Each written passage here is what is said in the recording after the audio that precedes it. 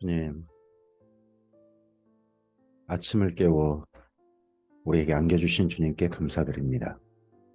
지난 밤에도 평안함을 허락하시고 회복하는 밤을 허락하셔서 다시 이 하루를, 빛의 하루를 시작할 수 있게 하셔서 감사합니다. 주님, 생각해보면 모든 순간순간들이 하나님께서 우리에게 부여해 주신, 우리에게 더해 주신 소중한 선물들입니다. 오늘 하루도 그런 소중한 선물로 이 하루를 살게 하옵소서. 그할 수 있도록 그 선물에 가득 채울 수 있도록 우리 안에 주님의 말씀을 허락하옵소서.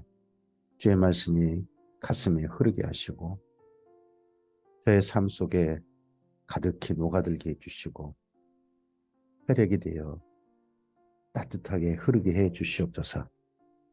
그리고 저를 통하여 이 땅 가운데 사랑의 빛으로 드러나게 해주시고 예수님과 하나님을 알리는 하나님의 모델로서 우리의 삶이, 저의 삶이 진행되게 하옵소서. 이 하루를 부탁드립니다. 주님, 말씀하옵소서. 예수님 이름으로 기도합니다. 아멘. 네, 오늘은 역대하서 33장에서 36장과 그리고 그를 이어서 에스라서 1장과 2장 말씀을 함께 보시겠습니다. 역대하서 33장입니다. 므낫세가 왕위에 오를 때 나이가 12세라.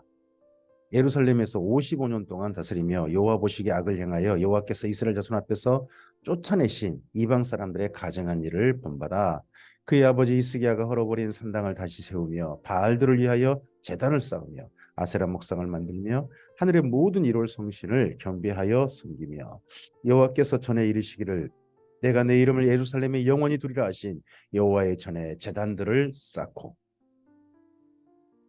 또 여호와의 전 두 마당에 하늘의 일월 성신을 위하여 제단들을 쌓고 또 흰놈의 아들 골짜기에서 그의 아들들을 불 가운데로 지나가게 하며 또 점치며 사술과 요술을 행하며 신접한 자와 박수를 신임하여 여호와 보시기에 악을 많이 행하여 여호와를 진노하게 하였으며 또 자기가 만든 아로새긴 목상을 하나님의 전에 세웠더라. 하나님의 전에 하나님의 성전에다가 우상을 정식으로 세운 사람은 므낫세입니다. 하나님의 성전에다가 제단을 세웠던 사람, 처음 시작한 사람은 아하스였죠. 이적에 하나님이 이 성전에 대하여 다윗과 그의 아들 솔로몬에게 이르시기를 내가 이스라엘 모든 지파 중에서 택한 이 성전과 예루살렘에 내 이름을 영원히 둘지라.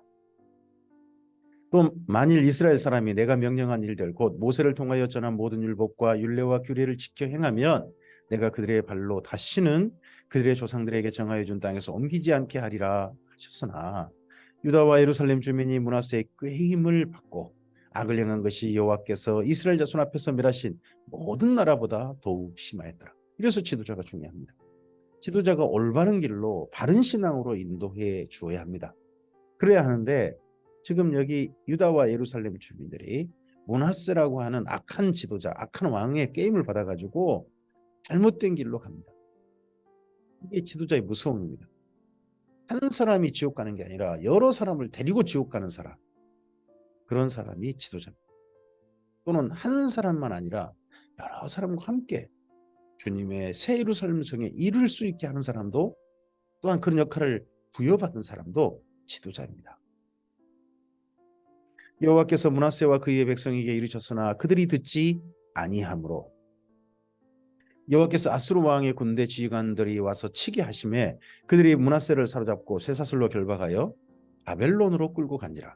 그가 환난을 당하여 그의 하나님 여호와께 간구하고 그의 조상들의 하나님 앞에 크게 겸손하여 기도하였으므로 하나님이 그의 기도를 받으시며 그의 간구를 들으시사 그가 예루살렘에 들어와서 다시 왕위에 앉게 하심에 므낫세가 그제서야 여호와께서 하나님이신 줄을 알았더라. 그 후에 다윗성 밭기온 골짜기 안에 외성을 쌓되 어문어기까지 이르러 오벨을 둘러 매우 높이 쌓고 또 유다 모든 견고한 성읍에 군대 지휘관을 두며 이방 신들과 여호와의 전에 우상을 제거하며 여호와의 전에 건축한 사내와 예루살렘에 쌓은 모든 제단들을 다 성 밖에 던지고 여호와의 제단을 보수하고 화목제와 감사제를 그 제단 위에 드리고 유다를 명령하여 이스라엘 하나님 여호와를 섬기라 하매 백성이 그의 하나님 여호와께만 제사를 드렸으나 아직도 산당에서 제사를 드렸더라. 므낫세 남은 사적과 그가 하나님께 한 기도와 선견자가 이스라엘 하나님 여호와의 이름으로 권한 말씀은 모두 이스라엘 왕들의 행장에 기록되었고, 이스라엘 왕들의 행장이란 여기 딱 한 번 등장합니다. 다른 데는 보통 열왕기 이렇게 표현되어 있죠. 그러니까 아마도 이런 것 같습니다. 이스라엘과 유다의 열왕기는 정사실록이고요. 혹시나 이스라엘 왕들의 행장이라는 여기 딱 한 번 등장한 이건 소위 말하는 야사일지도 모릅니다. 근데 기록을 의지하여서 이런 기록이 있다라고 므낫세의 행적을 일부러 소개하고 있습니다. 이게 과연 믿을만하냐 하는 게 중요한 게 아니라 여기 지금 역대 상하서에서 왜 이런 문서까지 다 살펴가지고 이런 기록이라도 정말 이랬을까 할지 모르지만 이런 기록을 찾아서 하는 게 뭐냐 그러면 하나님 앞에 악한 일을 한 사람, 정말 멸망받을 일을 한 사람이라 할지라도 하나님 앞에 정말 깨닫고 하나님 앞에 삶을 고친다면 하나님께서 그에게 은혜를 베푸셨다 하는 것을 말하고 싶기 때문일 것입니다. 왜냐 그러면 바벨론 포로 귀한 자들이 바로 그런 생각을 가지고 있습니다. 우리는 하나님 앞에 정말 죽을 죄를 지었다. 우리가 마땅히 멸망받아도 할 말 없다. 그런데 하나님께서 우리에게 이렇게 돌아오게 하셔서 다시 공동체를 이루게 하시는 은혜를 베푸셨다. 이렇게 은혜를 베푸신 하나님 앞에 우리의 삶이 어떠해야 하는가 하는 거에 대한 그런 모델로, 그런 모범으로 이런 므낫세 이야기를 가져왔을 것입니다. 또 그의 기도를 들으신 것과 그의 모든 죄와 허물과 겸손하기 전에 산당을 세운 곳과 아세라 목상과 우상을 세운 곳이 다 호세의 사기에 기록되니라. 호세의 사기는 비교적 그의 악행만, 기도도 있다고 하는데 므낫세가 그의 열조와 함께 누움에 그의 궁에 장사되고 그의 아들 아몬이 대신하여 왕이 되니라. 55년이나 므낫세가 다스리고요. 그의 아들 아몬이라는데 아몬은 분명 첫째와 둘째 아들은 아니에요. 셋째 이상인 거죠. 하여튼 그 아몬이 대신하여 왕이 되었습니다. 아몬이 왕에 오를 때 나이가 22세라 예루살렘에서 2년 동안 다스리며 그의 아버지 므낫세의 행함같이 여호와 보시기에 악을 행하여 아몬이 그의 아버지 므낫세가 만든 아롯에게 모든 우상에게 제사하여 섬겼으며 이 제사한 장소가 어딜까요? 흰놈의 아들 골짜기도 있지만 참 슬프게도요 이 제사한 장소가 성전 아니라는 겁니다. 예배당을 찾아왔는데 하나님께 예배하는 장소가 따로 있고 그 안에 부처한테 절하고 있고 무당 굿하고 있고 몰몬교가 있고 남녀호랭계가 있고 도교가 있고 온갖 종교가 그 안에 다 있는 겁니다. 만신전이라고 그러죠. 그런 그런 장소로 만들어버린 사람, 성전을 만들어버린 사람이 므낫세입니다. 그걸 그대로 이어받은 사람이 아몬이고요. 이 아몬이 그의 아버지 므낫세가 스스로 겸손함 같이 여호와 앞에서 스스로 겸손하지 아니하고 더욱 범죄하더니 2년 동안 더욱 범죄했다. 그의 신하가 반역하여 왕을 궁중에서 죽이매 백성들이 아몬 왕을 반역한 사람들을 다 죽이고 그의 아들 요시야를 대신하여 왕으로 삼으니라. 역대하서 34장입니다. 요시야가 왕위에 오를 때 나이가 8세라 8살입니다. 그럼 이 왕이 무슨 일을 하겠습니까? 그때는 그를 왕위에 옹립한 사람들이나 또는 그의 어머니가 영향력을 미칠 수밖에 없죠. 예루살렘에서 31년 동안 다스리며 여호와 보시기에 정직하게 행하여 그의 조상 다윗의 길로 걸으며 좌우로 치우치지 아니하고 아직도 어렸을 때 곧 왕위에 있은 지 8년에 그의 조상 다윗의 하나님을 비로소 찾고 8년이면요 16살입니다. 16살 때 하나님을 그가 만났다는 겁니다. 16살 때. 우리로 보면 언제입니까? 학생 때입니다. 그래서 학생 때 하나님을 만날 수 있다. 진실하게 만날 수 있다. 그의 모범이 어디입니까? 바로 요시야입니다. 제12년에 유다와 예루살렘을 비로소 정결하게 하여 그의 산당들과 아세라 목상들과 아로새긴 우상들과 부어 만든 우상들을 제거하여 버리매 제12년이면 20살이죠. 이제 정식으로 그가 모든 왕의 권력을 그가 장악하고 확실하게 왕권을 발휘할 때 정도겠죠. 그때 정도에 우상들을 없애고 정결하는 그런 일들을 시작했다는 겁니다. 무리가 왕 앞에서 바알의 제단들을 헐었으며 왕이 또 그 제단 위에 높이 달린 태양상을 찍고 또 아세라 목상들과 아로 새긴 우상들과 부어 만든 우상들을 빻아 가루를 만들어 제사하던 자들의 무덤에 뿌리고 제사장들의 뼈를 제단 위에 불살라 유다와 예루살렘을 정결하게 하였으며 또 므낫세와 에브라임과 시므온과 납달리까지 사면 형피한 성읍들에도 그렇게 행하여 제단들을 헐며 아세라 목상들과 아로 새긴 우상들을 빻아 가루를 만들며 온 이스라엘 땅에 있는 모든 태양상을 찍고 예루살렘으로 돌아왔더라. 요시야가 왕이 있은 지 18째 해에 그 땅과 성전을 정결하게 하기를 마치고 그의 하나님 여호와의 전을 수리하려 하여 아살랴의 아들 사반과 시장 마아세야와 서기관 여호하스의 아들 요아를 보낸지라. 그들이 대제사장 힐기야에게 나아가 전에 하나님의 전에 헌금한 돈을 그에게 주니 이 돈은 문을 지키는 레위 사람들이 므낫세와 에브라임과 남아있는 모든 이스라엘 사람과 온 유다와 베냐민과 예루살렘 주민들에게서 거둔 것이라. 그 돈을 여호와의 전 공사를 감독하는 자들의 손에 넘기니 그들이 여호와의 전에 있는 일꾼들에게 주어 그 전을 수리하게 하되 또 목수들과 건축하는 자들에게 주어 다듬은 돌과 연접하는 나무를 사며 유다 왕들이 헐어버린 성전들을 위하여 들불을 만들게 하매 그 사람들이 성실하게 그 일을 하니라. 그의 감독들은 레위 사람들 곧 무라리 자손 중 야핫과 오바댜여 그앗 자손 중 스가랴와 무술람이라. 다 그 일을 감독하고 또 악기에 익숙한 레위 사람들이 함께하였으며 그들은 또 목독군을 감독하며 모든 공사 담당자들을 감독하고 어떤 레위 사람은 서기와 관리와 문지기가 되었더라. 무리가 여호와의 전에 헌금한 돈을 꺼낼 때에 제사장 힐기야가 모세가 전한 여호와의 율법책을 발견하고 힐기야가 서기관 사반에게 말하여 이르되 내가 여호와의 전에서 율법책을 발견하였노라 하고 그 힐기야가 그 책을 사반에게 줬다는 겁니다. 이번 성전 수리공사 하다가 공사한 그 장소에서 모세가 전한 하나님의 율법책, 아주 오래된 율법책을 발견했답니다. 그럼 보관은 진작한 거죠. 진작했는데 인제 발견했습니다. 그럼 한 번도 읽은 적이 없다는 겁니다. 그런 율법책이 발견되어졌습니다. 뭐 이런 발견이라고 할까요? 목사님께서 목회를 한 20, 30년 하셨습니다. 근데 어느 날 예배당에서 와보니까 그동안 한 번도 읽어보지 못한 책이 한 권 있는 겁니다. 이 책이 뭐지? 하고 봤더니 그 책이 성경책이었습니다. 뭐 내용이 뭘까? 하고 처음 보게 됐다는 거예요. 성경책을 한 번도 읽어본 적이 없다. 비슷한 그런 얘기인 겁니다.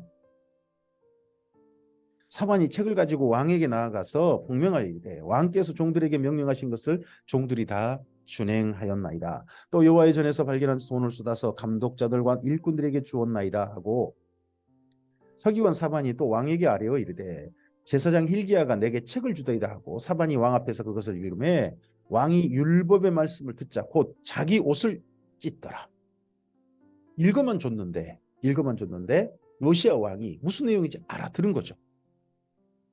자기 옷을 찢을 만큼 지금 자기들이 하나님 앞에 정말 참담한 일들을 벌였구나 하는 것을 깨달은 거죠. 말씀만 읽어주기만 했는데 왕이 힐기야와 사반의 아들 아히감과 미가의 아들 압돈과 서기관 사반과 왕의 시종 아사야에게 명령하여 이르되 너희는 가서 나와 및 이스라엘과 유다의 남은 자들을 위하여 이 발견한 책의 말씀에 대하여 여호와께 물으라. 우리 조상들이 여호와의 말씀을 지키지 아니하고 이 책에 기록된 모든 것을 준행하지 아니하였으므로 여호와께서 우리에게 쏟으신 진노가 크도다 하니라. 이렇게 읽은 거죠. 이렇게 알아들은 거죠. 누가요? 요시야 왕이요. 읽으면 줬는데 알아들은 겁니다. 이렇게. 이게 내가 이렇게 알아듣는 게 진짜 맞는 건가 확인 좀 해달라는 거죠. 이에 힐기야와 왕이 보낸 사람들의 여선지자 훌다에게 나아가니 그는 하스라의 손자 덕핫의 아들로서 애복을 관리하는 살룸의 아내라. 예루살렘 둘째 구역에 살았더라. 그들이 그에게 이 뜻을 전하며 여선지자의 훌다는 살룸의 아내입니다. 둘째 구역에 하고요. 예루살렘에 하면 비교적 조금 중국 관리 정도, 고급 관리, 아주 고급 관리는 아닌 거죠. 네, 중국 관리 정도 그런 사람입니다. 근데 그의 아내가 가서 물어보라고 합니다. 이로 봐서는 저는 이렇게 생각하고 가지고 있습니다. 짐작을 해봅니다. 그게 뭐냐 그러면 아마도 요시야 왕의 어머니 여디디아라는 여인을 지도했던 분이 바로 이 살룸이 아내 훌다가 아닐까 싶습니다. 중국 관리의 아내가 하지만 직분은 하지만 정말 신앙을 교육할 만큼 많은 여인들, 예루살렘 여인들에게 존경을 받았던 분이 훌다가 아닐까 싶습니다. 훌다가 그들에게 이르되 이스라엘 하나님 여호와께서 이같이 말씀하시기를 너희는 너희를 내게 보낸 사람에게 말하라 하시니라. 보낸 사람이 누굽니까? 요시야죠. 여호와께서 이같이 말씀하시기를 내가 이곳과 그 주민에게 재앙을 내리되 곧 유다 왕 앞에서 읽은 책에 기록된 모든 저주대로 하리니 이는 이 백성들이 나를 버리고 다른 신들에게 분향하며 그 손의 모든 행위로서 나의 노여움을 샀음이라. 그러므로 나의 노여움을 이곳에 쏟음에 꺼지지 아니하리라 하라 하셨느니라. 하나님의 노임이 꺼지지 않는 곳, 영원히 불타는 곳은 사실은 그게 완전히 이루어지는 곳은 지옥입니다. 불못이 되겠죠. 근데 예루살렘도 그렇게 완전히 도시가 불타서 불이 꺼지지 않게 될 것이다. 이제 과장법이지만 완전히 그 도시가 없어져 버린다 하는 것에 대한 표현이죠. 너희를 보내어 여호와께 묻게 한 유다 왕에게는 너희가 이렇게 전하라. 이스라엘 하나님 여호와께서 이같이 말씀하시기를 내가 들은 말을 의논하건대 내가 이곳과 그 주민을 가리켜 말한 것을 내가 듣고 마음이 연약하여 하나님 앞고 내 앞에서 겸손하여 옷을 찢고 통곡하였으므로 나도 내 말을 들었노라 여호와가 말하였느니라. 마음이 연약하여, 이게 우리가 신약성경 마음이 부드러워라고 표현합니다. 마음이 부드러워, 마음이 연약하여 같습니다. 우리의 마음이 하나님 앞에서요 연약해지는 것, 정말 내 스스로 부끄럽고 창피하고 낮아지는 것, 이게 연약해지는 거고 부드러워지는 것. 그러므로 내가 내게 너희 조상들에게로 돌아가서 평안히 묘실로 들어가게 하리니 내가 이곳과 그 주민에게 내릴 모든 재앙을 내가 눈으로 보지 못하리라 하셨느니라. 이에 사신들이 왕에게 공명하니라. 왕이 사람을 보내어 유다와 예루살렘의 모든 장로들을 불러 모으고 여호와의 전에 올라가며 성전으로 다 모았습니다. 유다 모든 사람과 예루살렘 주민들과 제사장들과 레위 사람들과 모든 백성이 노소를 막론하고 다 함께 한지라. 왕이 여호와의 전 안에서 발견한 언약책의 모든 말씀을 읽어 무리의 귀에 들려주고, 이번에는 왕이 무리들에게 직접 그 책을 내용을 읽어 주었습니다. 왕이 자기 초소에서 서서 여호와 앞에서 언약을 세우되, 이 언약을 세운 장소가 어디냐 그러면 성전에서 언약을 세운 겁니다. 마음을 다하고 목숨을 다하여 여호와를 순종하고 그의 계명과 법도와 율례를 지켜 이 책에 기록된 언약의 말씀을 이루리라 하고, 예루살렘과 베냐민에 있는 자들이 다 여기에 참여하게 하매 예루살렘 주민이 하나님과 그의 조상들의 하나님의 언약을 따릅니다. 왕이 참여하겠습니다. 이 언약에 너희도 함께 하자. 그 성전에 있는 사람들이 그러겠습니다 하고 함께 언약에 참여했습니다. 참여하는 방법이 뭐냐 그러면요, 송아지 한 마리를 죽여요. 죽여서 절반 쪼갭니다. 피는 따로 받아요. 따로 받고 이거 송아지를 양쪽으로 벌립니다. 그 송아지 잡아서 벌려놓고 그 사이를 걸어가는 거예요. 이 언약을요 나는 목숨을 다해 지키겠다. 그리고 난 다음에 언약할 때 피를 약간 뿌리고요, 언약이 끝나면 하나님 앞에서 그 피를 다시 뿌립니다. 이 언약을 지키면 이 목숨을 다해 지킬 것이고 지키지 않으면 내 목숨을 내놓겠다 라고 하나님의 성전에서 이렇게 언약을 한 겁니다. 이걸 하는 게 지켜보셨겠죠. 이와 같이 요시야가 이스라엘 자손에게 속한 모든 땅에서 가증한 것들을 다 제거하여 버리고 이스라엘의 모든 사람으로 그들의 하나님 여호와를 섬기게 하였으므로 요시야가 사는 날에 백성이 그들의 조상들의 하나님 여호와께 복종하고 떠나지 아니하여. 이것도 슬픈 거죠. 요시야가 사는 날에 백성이 하나님 떠나지 않았다. 그럼 요시야가 사는 동안은 떨어졌단 말은 요시야가 사는 동안 진실하게 떠나지 않을 수도 있지만 하나님 곁에 있는 척했다 이렇게 될 수도 있잖아요. 딴 데 가지는 않았다 이런 말인 거죠. 가고 싶어도. 역대하서 35장입니다. 자, 이런 언약을 하고 난 다음에 요시야가 어떻게 했는지. 요시야가 예루살렘에서 여호와께 유월절을 지켜 첫째 달 14째 날에 유월절 어린 양을 잡으니라. 가장 먼저 유월절 어린 양을 잡았습니다. 왕이 제사장들에게 그들의 직분을 맡기고 격려하여 여호와의 전에서 직무를 수행하게 하고 또 여호와 앞에서 구별되어 온 이스라엘 가르치는 레위 사람들에게 이르되 거룩한 궤를 이스라엘 왕 다윗의 아들 솔로몬이 건축한 선 가운데 두고 다시는 너희 어깨에 매지 말고 마땅히 너희 하나님 여호와와 그의 백성 이스라엘을 섬길 것인가. 다시는 어깨에 매지 않는다는 건요, 거룩한 궤가 그 자리에 그대로 있는 거죠. 그럼 다시는 어깨에 매지 않습니다. 그 말은 예루살렘이 망하지 않아야 합니다. 성전이 계속 있어야 합니다. 그렇게 되면 이게 가능합니다. 하지만 망하고 법궤가 다른 데 옮겨지면요 결국 메워야 됩니다. 다시 우리가 망하지 말자. 다시 이곳에 하나님이 영원히 살 수 있도록 우리가 그렇게 하나님을 섬기자는 내용인 거죠. 너희는 이스라엘 왕 다윗의 글과 다윗의 아들 솔로몬의 글을 준행하여 너희 족속대로 반열을 따라 스스로 준비하고 너희 형제 모든 백성의 족속의 서열대로 또는 레위 족속의 서열대로 성소에 서서 스스로 성결하게 하고 유월절 어린 양을 잡아 너희 형제들을 위하여 준비하되 여호와께서 모세를 통하여 전하신 말씀을 따라 행할지니라. 그냥 하지 말고 말씀을 따라, 전하신 말씀을 따라 이 모든 일을 우리가 하자.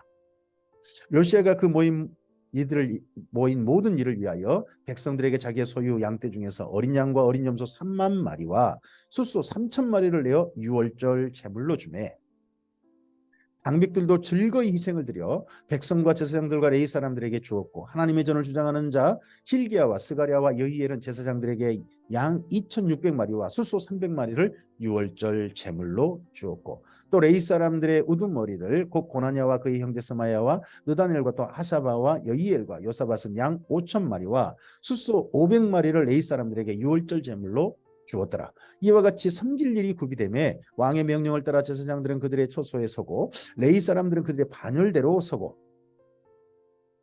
유월절 양을 잡으니 제사장들은 그들의 손에서 피를 받아 뿌리고 또 레위 사람들은 잡은 짐승의 가죽을 벗기고 그 번제물을 옮겨 족속의 서열대로 모든 백성에 나누어 모세 책에 기록된 대로 여호와께 드리게 하고 소도 그와 같이 하고 이에 규례대로 유월절 양을 불에 굽고 나머지 성물은 속과 가마와 냄비에 삶아 모든 백성에게 속히 분배하고 고기는요 유월절 양은요 불에 구워 먹습니다.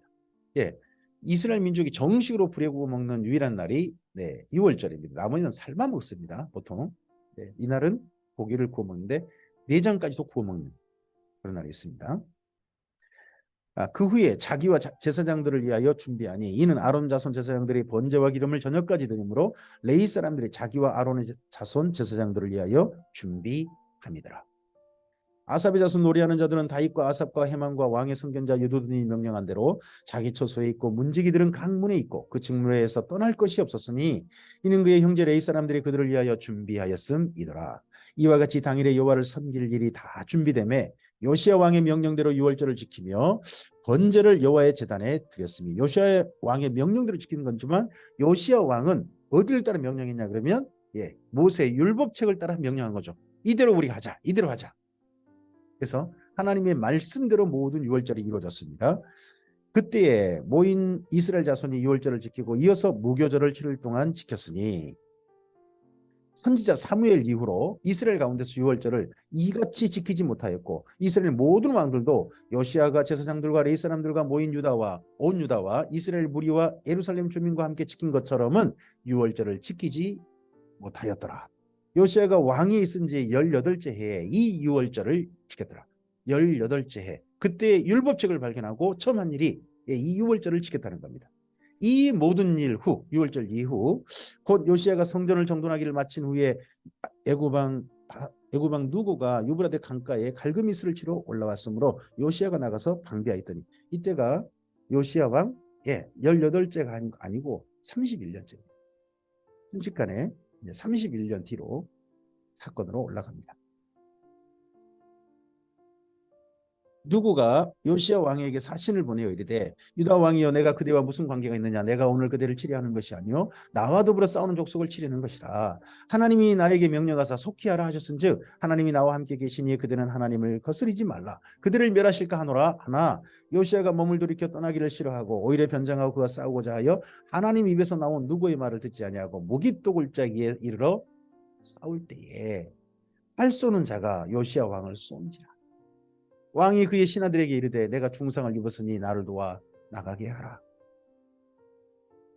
부하들이 그를 병거에서 내리게 하고 그의 버금 병거에 태워 예루살렘에 이른 후에 그가 죽으니 그의 조상들의 묘실에 장사됩니다.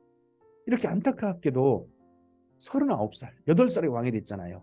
31년, 그래서 39살에 생명을 다한 사람이 요시야.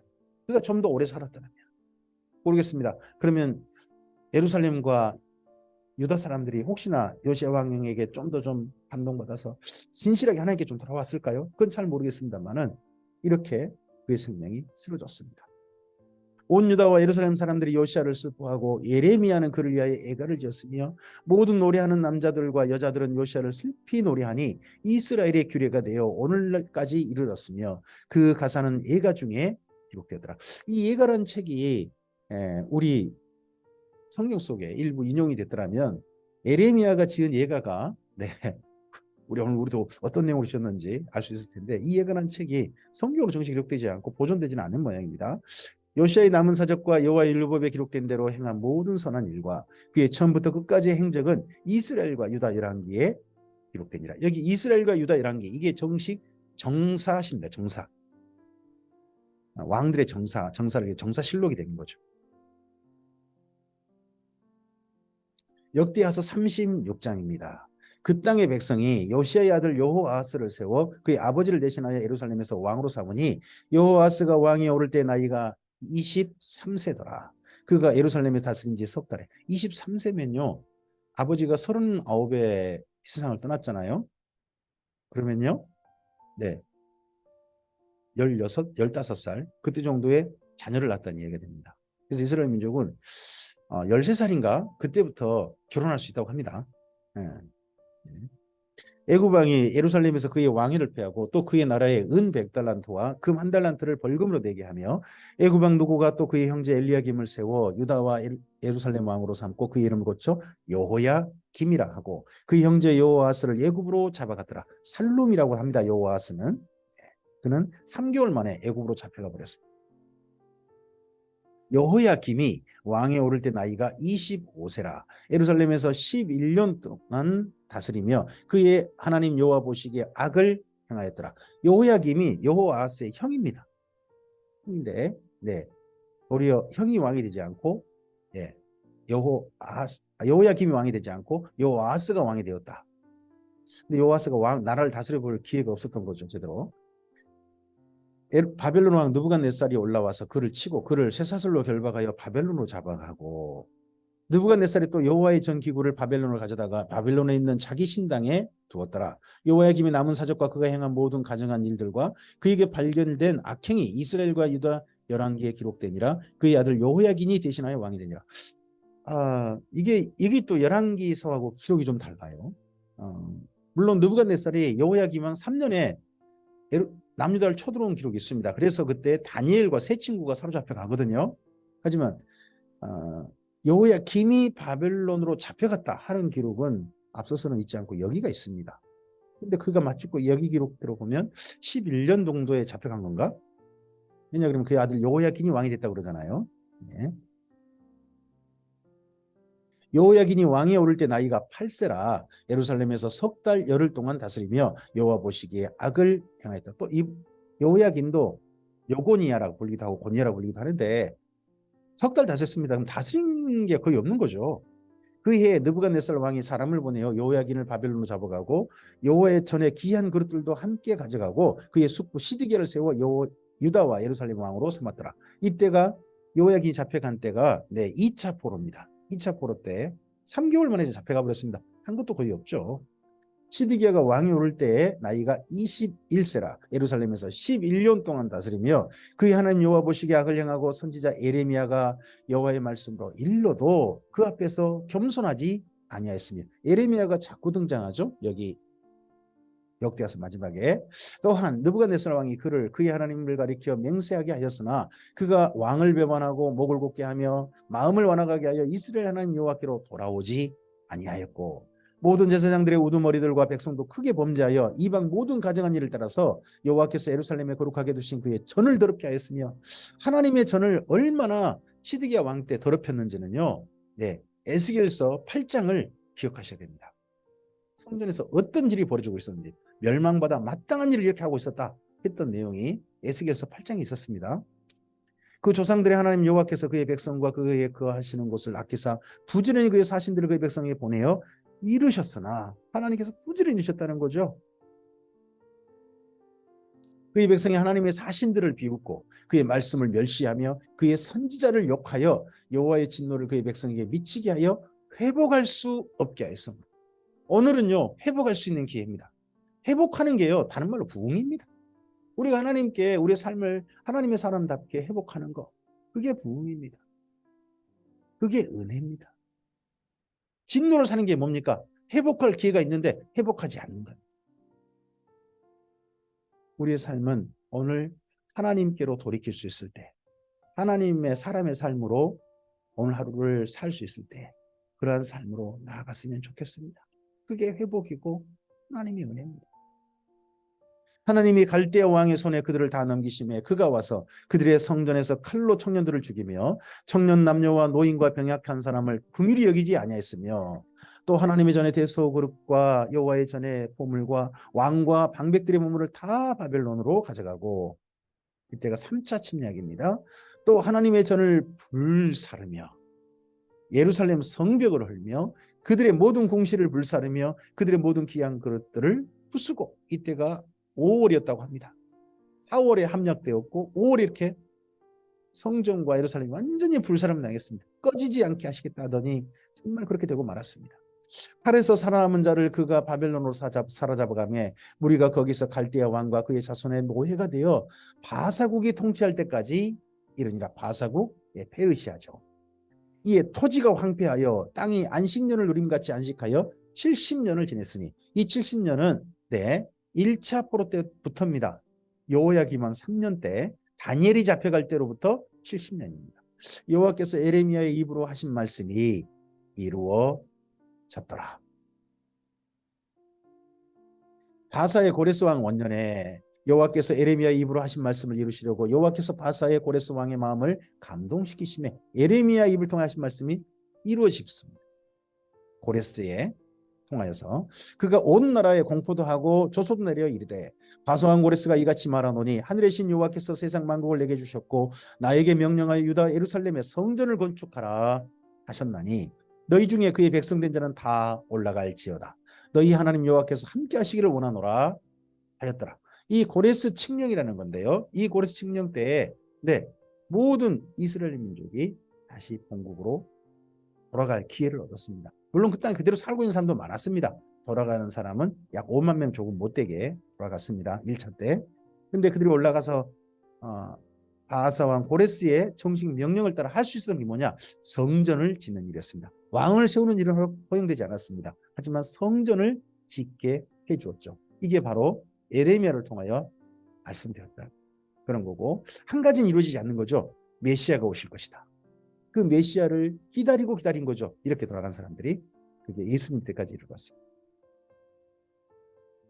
자, 이제 이 이후에 고레스 왕 칙령으로 끝내는 역대하서 36장과 바로 고레스 칙령으로 시작하는 에스라서가 있습니다. 두 성경은 고레스 칙령으로 서로 이어집니다. 마치 꼭 사슬 같습니다. 그래서 이 두 성경은 따로 볼 게 아니라 함께 연결해도 충분히 읽을 수 있습니다. 에스라서는 1장부터 6장까지 1차 포로고요. 그리고 7장부터 나머지 10장까지는 2차 포로, 그리고 3차, 그 이후에 느헤미야서로 이어진 3차 포로 기한으로 이어집니다. 에스라서 1장입니다. 바사왕 고레스 원년에 여호와께서 에레미야의 입을 통하여 하신 말씀을 이루게 하시려고 바사왕 고레스의 마음을 감동시키심에 그가 온 나라에 공포도 하고 조소도 내려 이르되, 바사왕 고레스는 말하노니 하늘의 하나님 여호와께서 세상 모든 나라를 내게 주셨고 나에게 명령하사 유다 예루살렘에 성전을 건축하라 하셨나니 이스라엘의 하나님은 참 신이시라. 너희 중에 그의 백성된 자는 다 유다 예루살렘으로 올라가서 이스라엘의 하나님 여호와의 성전을 건축하라. 그는 예루살렘에 계신 하나님이시라. 그 남아있는 백성이 어느 곳에 머물러 살든지 그곳 사람들이 마땅히 은과 금과 그 밖의 물건과 짐승으로 도와주고 성전에 올라간 포로 귀한 자들을, 그 외에도 예루살렘에 세울 하나님의 성전을 위하여 예물을 기쁘게 드릴지니라 하였더라. 이에 유다와 베냐민 족장들과 제사장들과 레위 사람들과 그 마음이 하나님께 감동을 받고 올라가서 예루살렘에 여호와의 성전을 건축하고자 하는 자가 다 일어나니 그 사면 사람들이 은그릇과 금과 물품들과 짐승과 보물로 돕고 그 외에도 예물을 기쁘게 드렸더라. 고레스 왕이 또 여기 고레스 칙령 속에 여호와의 성전 그릇을 꺼내니 옛적에 느부갓네살이 예루살렘에서 옮겨다가 자기 신들의 신당에 두었던 것이라.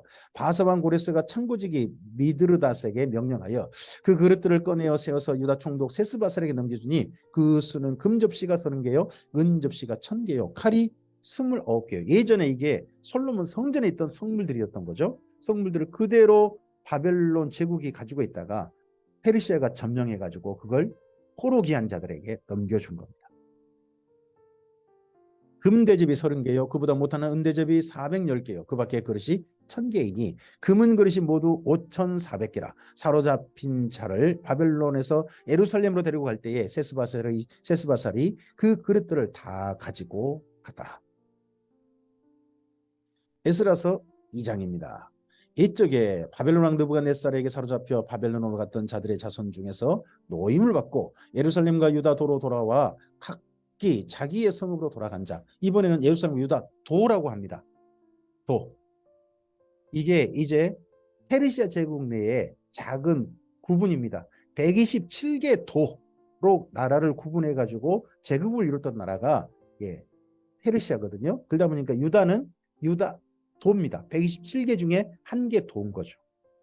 총독의 다스림이지 이제 왕이 허용되지 않습니다.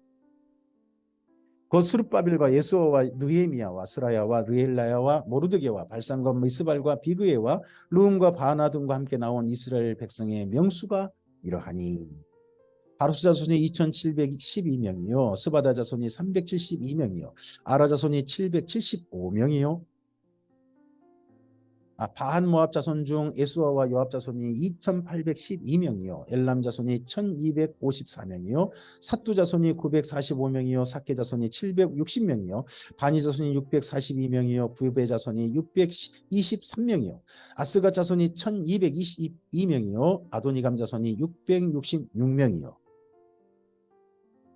비구의 자손이 2056명이요 아딘 자손이 454명이요 아델 자손 곧 히스기야 자손이 98명이요 베세 자손이 323명이요 요라 자손이 112명이요 하슴 자손이 223명이요 깃발 자손이 95명이요 베들레헴 사람이 123명이요 누도바 사람이 56명이요 아나도 사람이 128명이요 아스바 자손이 42명이요 기라다림과 그비라와 부에루 자손이 743명이요 라마와 게바 자손이 621명이요 믹마스 사람이 122명이요 베델과 아이 사람이 223명이요 누보 사람이 52명이요 막비스 자손이 156명이요 단 엘람 자손이 1254명이요 하림 자손이 320명이요 로드와 하딕과 오노 자손이 725명이요 여리고 자손이 345명이요 스아나 자손이 4630명이었더라. 제사장들은 예수와 집의 여다야 자손이 973명이요 임멜 자손이 1052명이요 바술 자손이 1247명이요. 하림 자손이 1017명이었더라. 비교적 제사장들은 굉장히 많이 돌아온 게 보입니다. 레이 사람은 호다예와 자손 중 예수아와 감멜 자손이 74명이요. 로리하는 자들은 아삽 자손이 128명이요. 문지기 자손들과 살롬과 아델과 달문과 아굽과 하디다와 소베 자손이 모두 139명이었다. 그래서 1차 포로기회 때 주로 중심이 되었던 세력은 제사장들 가문이지 않았나 싶습니다. 제사장들은 굉장히 많은 수가 들어왔어요. 각 가문별로. 하지만 나머지 가문과 나머지 지파에서는 수가 그보다는 많이 돌아온 흔적이 가문별로는 별로 그렇게 보이지 않습니다. 느디닌 사람들은 시아 자손과 하수바 자손과 다바오 자손과 게루스 자손과 시아하 자손과 바돈 자손과 르바나 자손과 하가바 자손과 아굽 자손과 하갑 자손과 사물레 자손과 하난 자손과 기틀 자손과 가알 자손과 르아야 자손과 르신 자손과 르고다 자손과 갓삼 자손과 우사 자손과 바세야 자손과 베세 자손과 아스나 자손과 무님 자손과 느부심 자손과입니다. 느디님 사람들이라는 사람들을 쭉 이제 열거합니다.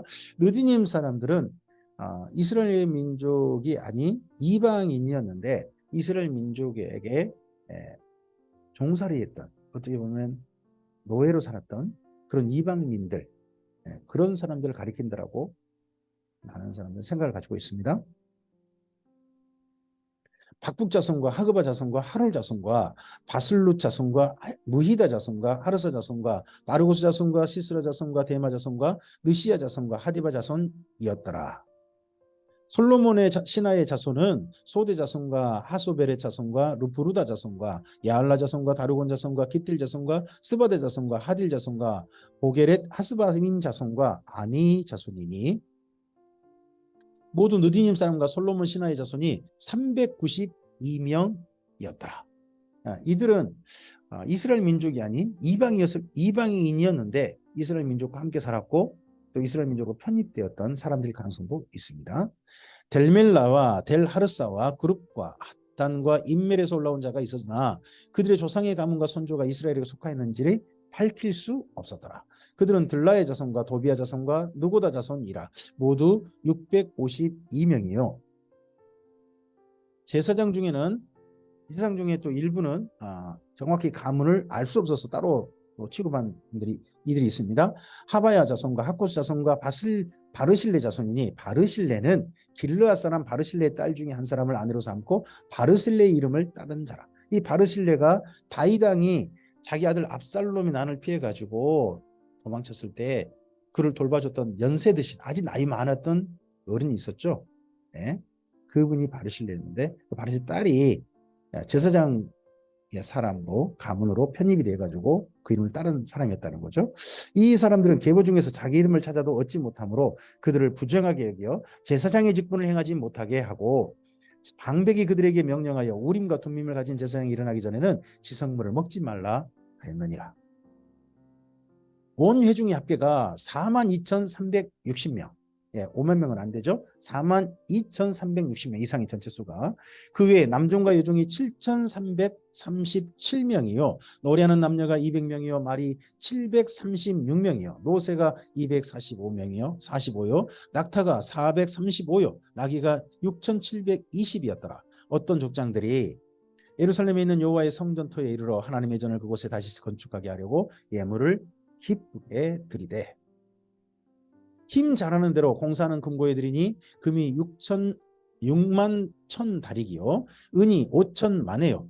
제사장의 옷이 100벌이었더라. 이에 제사장들과 레위 사람들과 백성몇과 노래하는 자들과 문지기들과 느드님 사람들이 각자의 성읍에 살았고 이스라엘 무리도 각자의 성읍에 살았더라. 먼저 돌아와서 성전을 짓기 전에 자기들 집을 먼저 마련했습니다. 왜 이렇게 하느냐? 먼저 터전이 있어야 거기서 자리를 잡고 살면서 성전을 지을 그다음 또 일을 할 수 있을 거 아니에요. 그래서 먼저 자리를 잡았습니다. 마치 꼭 도로공사 할 때 보면 도로공사 그 사무실 먼저 만들잖아요. 공사하기 전에. 그처럼 이스라엘이 또 먼저 정착합니다. 이런 시간이 한 2년 지나서 에스라서 3장으로 넘어가게 됩니다. 오늘 여기까지입니다. 요시야의 개혁이 물거품이 돼버린 그런 사건을 보았습니다. 그리고 마침내 나라가 망했고 그렇지만 하나님께서 이방인의 손을 빌어서 하나님의 선지자의 말씀을 이루셨습니다. 그래서 포로기한했습니다. 드디어 돌아왔습니다. 돌아온 사람들이 지난 역사를 어떻게 보면 에스라의 무리들 포로기한 자들이 역대 상하서를 보면서 자기 민족이 부끄러운 것도 보고 자기 민족이 잘했던 것도 보고 하나님께서 언제 은혜를 베푸셨는지 하나님께서 언제 진노하셨는지를 확실하게 봤습니다. 그리고 성전이 다시는 무너지지 않고 성전에 안에 둔 지성소에 모신 법궤를 다시는 뵐 일이 없는 게 어떤 일인지를 확실하게 가슴에 담고서 이제 포로기한 자들이 성전 짓는 일을 시작합니다. 이들 가운데 하나님의 은혜가 함께하길 바라고요. 오늘 우리들에게도 이런 하나님의 은혜가 함께하길 바랍니다. 하나님께서 오늘요 하나님의 성전으로 우리를 성전 삼으셨습니다. 우리 안에 성령님이 계십니다. 하나님이신 성령님이. 그럼 우리 몸이 내 자신이 바로 하나님의 성전입니다. 다시는 성령님이 떠나지 않는 다시는 하나님이 나를 떠나지 않는 그런 성전으로서 삶이 우리의 삶 속에 오늘 이루어지기를 바랍니다. 다시는 성전이 옮겨지지 않는 하나님이 떠나시지 않는 그런 성전으로 우리의 삶의 오늘 하루 살았으면 좋겠습니다. 그런 삶으로 살 수 있도록 이 역대상하서가 우리의 모범이 되길 바랍니다. 잘못했던 일은 따르지 않는 모범, 잘한 일은 정말 우리의 삶 속에 실천하는 모범이 역대상하서가 되고 그렇게 성전을 다시 짓는 일에게 하나님이 어떠한 은혜를 베푸셨는지 그들이 얼마나 고생했는지를 에스라서를 통해 다시 한번 우리 확인하고 성전으로 지어가는 일에 우리 자신의 오늘하루 삶을 성실하게 주님께 드렸으면 합니다. 하나님께서 우리의 성전을 우리 인생을 잘 지어갈 수 있도록 가치 있게 지어갈 수 있도록 도우실 것입니다. 하나님의 성전으로서 아름다운 하루를 주님 안에서 빛나도록 누리시기를 바랍니다. 감사합니다.